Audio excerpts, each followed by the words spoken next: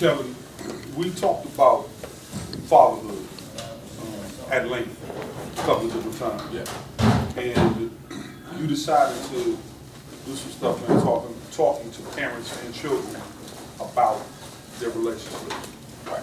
When you started, man, what were some of the things that you kind of discovered that you weren't expecting?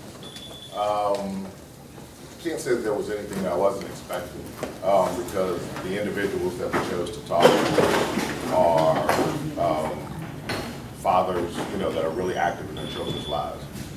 However, the thing that came out of that was that they are doing more than dealing with just their own kids. They're dealing with kids in the community. They're children's friends. Those children that are in those single-parent households, or the latchkey kids, they're taking care of those kids. They're giving those kids direction, providing, guidance, information, just being, an additional father, the whole village. But that's not what I'm hearing. When I talk to people, I listen to people talk about fatherhood, especially black male fatherhood. They're saying we're absent, we're asleep at the wheel, we're not doing the kinds of things you're talking about right now. So did we kind of handpick some of those folks and that's who they are, or is it a lot more prevalent, man, than what people talk about? It's actually a lot more prevalent. The individuals who are actually in this film were the ones who could make it. We had a long list of probably about 50 or 60 men that we had reached out to, including the county executive. Just didn't fit into his schedule. So there's a lot of fathers out there that are doing the right things, that are with their children. They might not be with the mother, but they're active in those children's lives. And we just wanted to portray that, because being a father, I remember when my daughter was first born, I call her my little miracle baby. She was 1 pound 10 ounces. But they would call the house, and I would answer the phone, and they would ask for my wife. They wouldn't give me information. And so we made it a point of letting them know that she does have a father. She does have a father who's active. She does have a father who cares about her. And just as you can give her mother information, you can give me information. So it's just one of those things. I think it's a misconception that's been put out there, and a lot of people feed off of it. When you talk about, Kelly, when you talk about the father, a lot of people bypass the father and communicating with the mother. Is that just kind of the standard operating procedure that society sort of goes to the mother to talk about the children, the family, community, or whatever, or is it, or do you see it more of, we're not aggressively or assertively making ourselves felt and accounted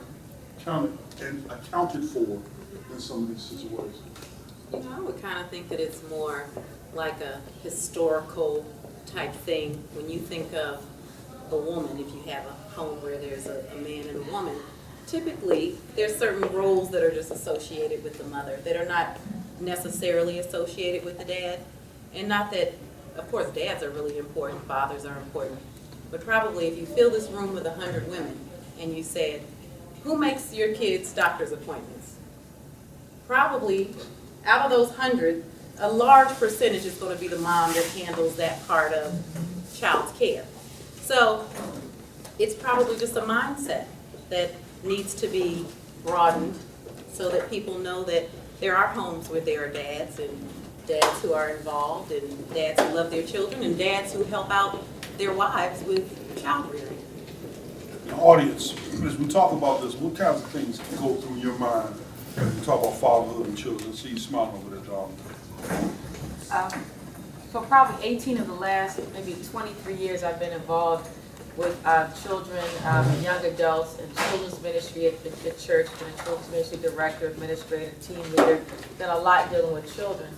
And it sort of, one time I was really trying to get the men involved in children's ministry, because all the teachers were female, from the nursery up until, because we capped out at 7th to 8th grade, and up, 9th grade beyond was high school, and I was responsible for basically elementary. And the men did not really want to get involved. And I had prayed about it. I said, Lord, why is it that the men don't want to really get involved? And this came to me, it was like this epiphany. From the beginning, children are surrounded by women. Even though you may have an OBGYN who was there at delivery or whatever, it may have been a male or female, a lot of times OBGYNs are men. But after that, it's a nurse. Then after the baby is released from the hospital, goes home, it's usually the mother and her mother or her mother-in-law. Then after that, when they go to when it's time for them to go to nursery school or whatever, or to the babysitter or whatever, it's another woman. When they leave there and they go to nursery school, it's probably a woman. When they go to elementary school, most of them are women except for what your what do you call it? PE teacher, exact physical education teacher. Same thing, and then they go to junior high school. There are some men, but that's when young people start having relationships or whatever, and a bunch of girlfriends around. Their girlfriends helping them do their homework in junior high school, college. So it's like everything is so focused around women.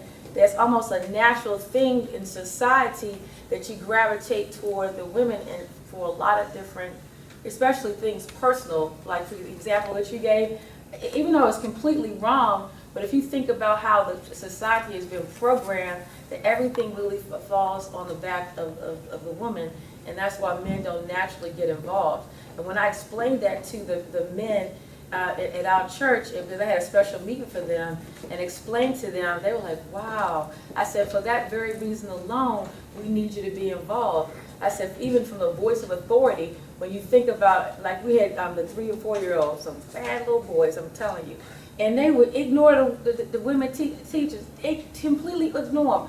All the man has to do is come in there and say, sit down in that chair. And that little boy was 5 for the rest of the, you know what I mean? So as men start realizing how they could make play an active role, praying for the kids, laying hands on them. You talked about energy earlier. Men affect or insert an energy into the environment that women don't, but somehow we have to kind of get back to that, you know what I mean, and kind of undo what society has done with everything being about women. Comments? I'm a teacher. I've taught for years now. And right now, I'm actually, in my class, most of the children their parents were not born here. So the children have been born, they're first generation American. Most of the children are from Africa and from some countries in South America. And I would say that I have had meetings, because I'm a special education teacher, so I have a lot of meetings. I have had meetings sometimes this year with more fathers than mothers. So when we're asking this question about dads, is this a thing that we're talking about for African Americans that we see as an issue, or are we saying all fathers that we're seeing it as more of a problem? Because I honestly say I think I actually have seen more of the dads than the moms. That's interesting, because maybe it raises that point that there's such a distinction between what happens in African American communities with fathers and mothers than what happens in some of these immigrant communities that you're speaking of right now. Roland? Well, I was just going to kind of piggyback to what the sister was talking about, why you can't get the men involved. The bottom line is black men are irresponsible right now. And we haven't always been that way. But if you think about the fact that 75% of our community is single parent women, it speaks to the fact that the men aren't in the households for whatever reasons. And a lot of men don't want to take care of their children for whatever reasons. We can't expect them to take care of other people's children or to even mentor other people's children. I've been mentoring for the past maybe 15 years on the grassroots level.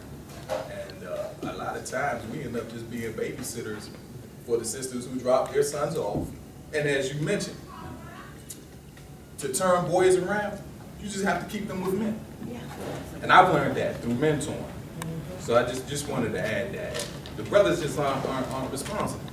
And I'm not saying all brothers aren't, but I'm just, yeah. Well, can I speak? Yeah, no, chime in. I think that irresponsibility that you're referring to, I think that that's more of a societal issue as well. I mean, when you have black men being locked up at a disproportionate rate Yes, sir. than any other races for petty crimes, Yes, sir. that takes black males out of the home. Or even things that they didn't do. Or even things that Right. they didn't do. Right. Exactly. But that takes them out of the home. Yes, sir. That takes them, away from their children. I mean, one of the issues that I personally have is, this whole thing with locking men up who don't pay child support. Well, okay, you've locked me up, but that's still not helping that That's not child. solving the problem. I'm away from my child. I'm not a male influence on the child. Maybe I'm having a difficulty finding work. There was a story just recently where a guy, he robbed a store at 23, was supposed to go to jail. They never, came and got him. He even inquired, why didn't you, come get me? The 13 years passed that he was supposed to serve.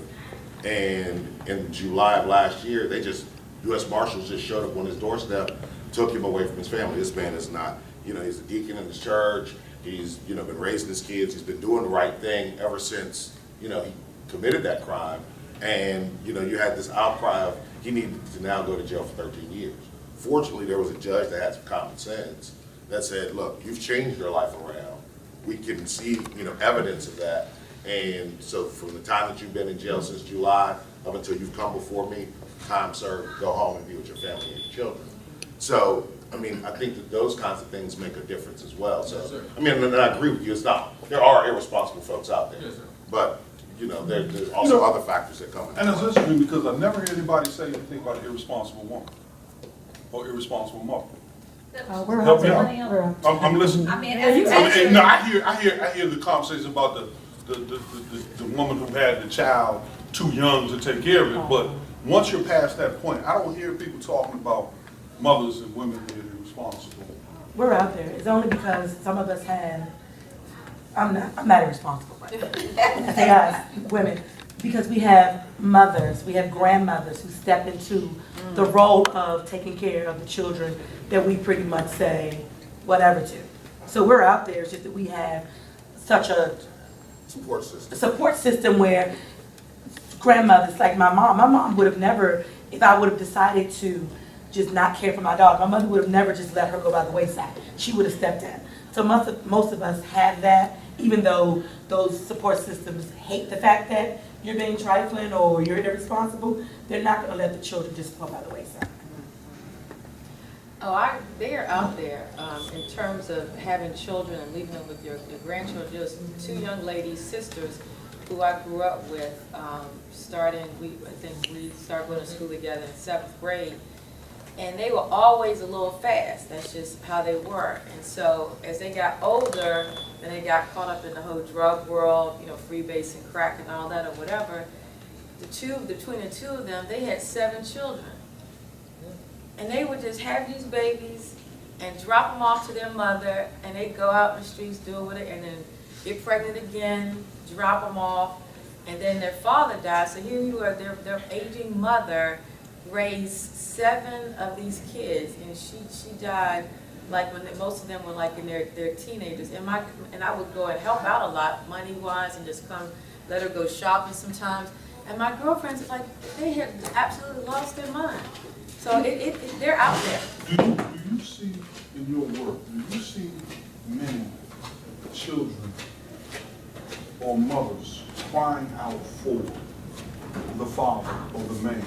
Do you see many of them longing for our presence in their lives?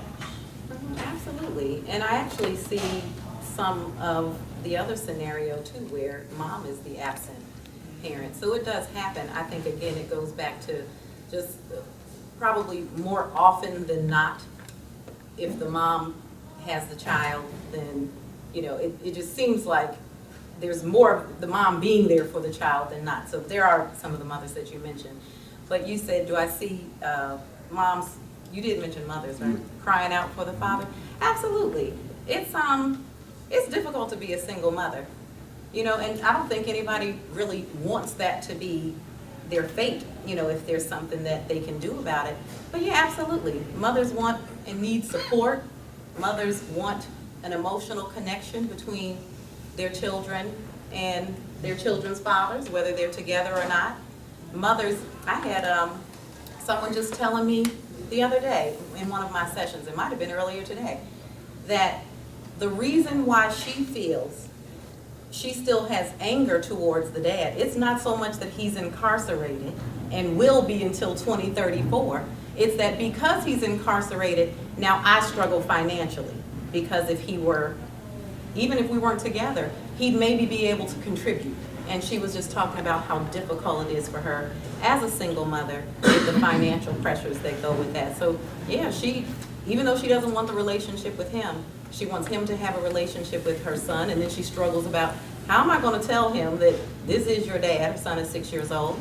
And then also feels like I can't really do what I need to do in my life because, exactly.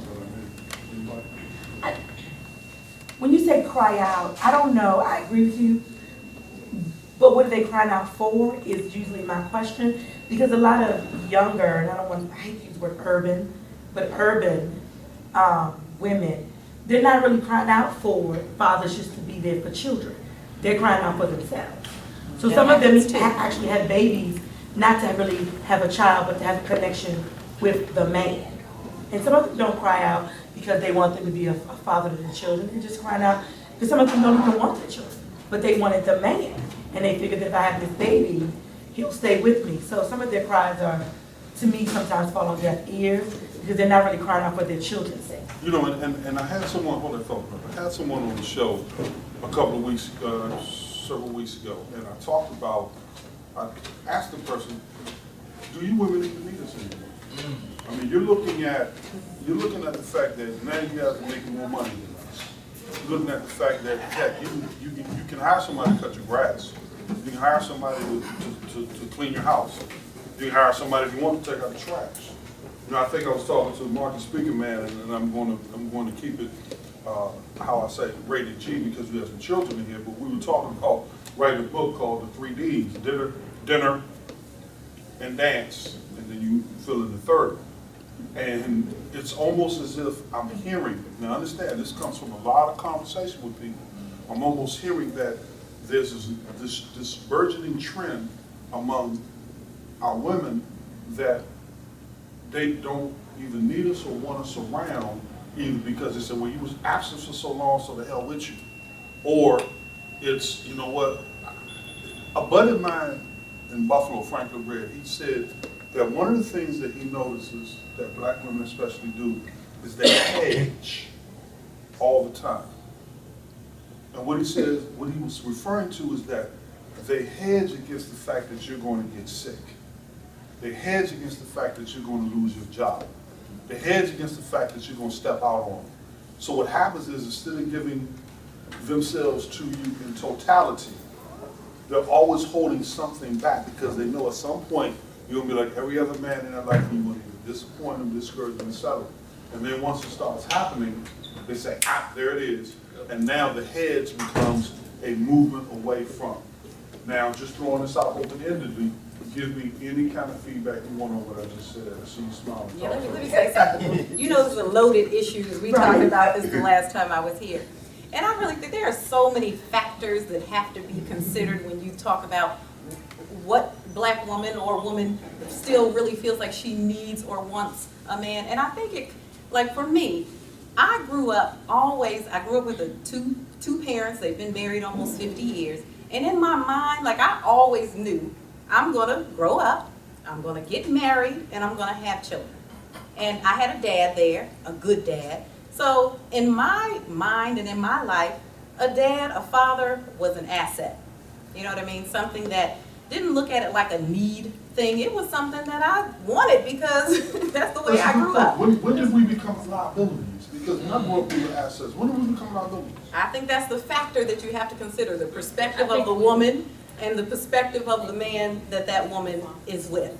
Because having a man there is not necessarily, you know, a good man is a good man. But having a man there just because I have a man there is no benefit in that. Right. It's just another mouth to feed. Right. Yeah. It's just a what? Another mouth to feed. Yeah, So perspective is my thing on that. yes. Well, okay, I thought he was with you. I agree 100% with what you were saying. I've spoken to sisters, and they pretty much tell you straight up, they view marriage as unattainable. But all of them would like to be mothers one day. So they would rather fulfill that desire of motherhood, have the babies, but they don't look at marriage as something that's attainable because of how they hedge, us cheating on them, or us not being around, us getting sick. So the institute of marriage in our community is like non-existent. No one wants to be married. And I think it starts there when we talk about creating families. Does it really start there, or does it really start when our families start falling apart with the absent fathers, and all you see is the woman raising the children? But Whatever you're trained, whatever you put before a child growing up is what they're going to believe. Exactly. You can say whatever you want to say, but what they see is what they believe to be true. You just made a great point. You grew up in a household with a mother and a father. That's all you know. If you grow up in a home with just a single father or mother, that's all you know.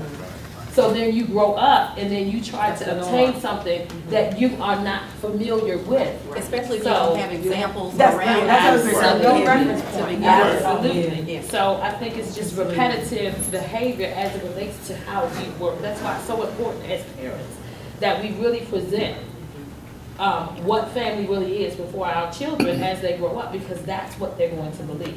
You can say what you want, but what they see is what they believe. Absolutely. And can I just say one more thing on that topic, Roland? And I do think that as many women out there that you think hedge because of whatever reasons, their history or their examples, men hedge too.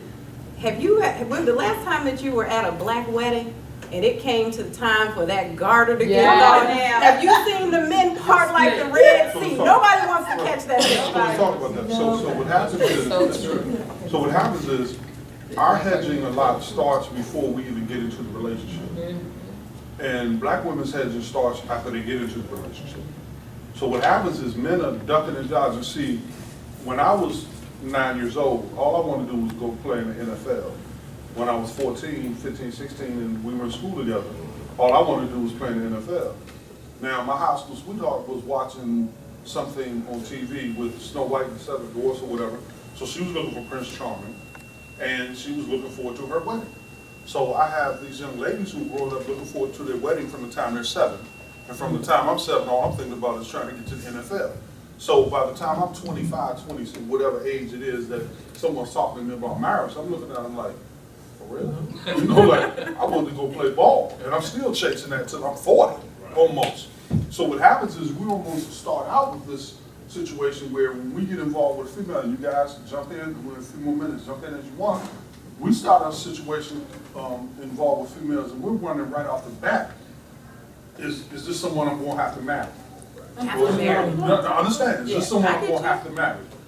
Or is this someone I want to marry? Right. Or is this someone I'm gonna have a relationship with? And we have to like figure that out and compartmentalize you like right in a hurry, because we know that you all will not sit idly by and wait for us to make a decision on what we're going to do. That you're going to press whatever agenda forward that you have. Now, if I'm wrong or whatever that is, go ahead and put it out there for me. Anyone want to take that? Now, I'm not saying that genders necessarily get married. Yeah. What I'm saying is that men, especially black men, are passive aggressive in our approach to almost everything. You know, we get involved with things by default. Women get involved with things by design. They're purposeful in what they're doing. You're not going to go in. Women don't get sold; they buy. Men, we accidentally trip over stuff and then we go do it because we're not waking up trying to figure out what it is that we're going to sell or trade or buy or bid or ask. Women are always constantly doing business when we're like sleeping or eating a hoagie and watching the game. But you know, you make a good point, and there were some studies that were done recently that said that men typically are better at relationships and marriage in their 30s. So once they've gotten through their love of football and infatuation with playing it and whatnot, you know, that a maturity happens in their 30s. See, we Now, can't be- women, So we can't be mature while we're watching football, right? no, not watching it, not watching it, a healthy After the game balance. goes A on. healthy balance. Healthy balance. But the A healthy reality balance is is, football season. yeah, understood. There's no But balance. Roland, in the grand scheme of things, that's one thing. If your only vice is that during football We ain't season, doing too you want bad. some wings, and as long as I'm providing that, you're good, and you tend to what you need to, that's one thing. But the reality is that it happens. Women start nesting and thinking about the future a long time before men, which has a lot to do with our development and the way it goes, just by nature, you know. Well, I hope you all appreciate what we're trying to do here, and we're going to hopefully do a little bit more of it in the future. You get a chance to see some of this when I roll it out in little pieces moving toward a documentary. But I just want to thank you all for sitting in and listening to the conversation. And we'll hear every Tuesday night at Everlasting Life. We're going to be interviewing different people on different things. You can see us online at grimesnation.com. And I appreciate all the feedback. Give yourselves a hand. Thank you.